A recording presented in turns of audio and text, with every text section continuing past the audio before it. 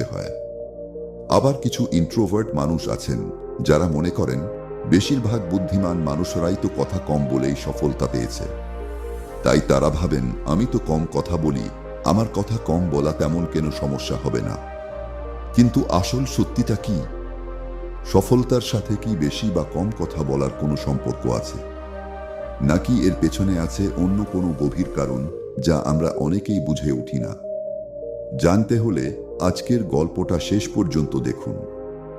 আশা করি আপনারও চোখ খুলে যাবে। একটি ছোট শহরে আশিক নামের এক ছেলে থাকত।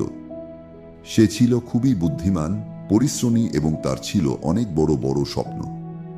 এই যেমন ক্লাস পরীক্ষায় প্রথম আসা, সবকিছুতে দক্ষতা অর্জন করা ইত্যাদি। তবে তার একটি অভ্যাস ছিল যেটা তাকে তার স্বপ্ন পূরণে সমস্যায় ফেলতে চলেছিল। সে অপ্রয়োজনীয়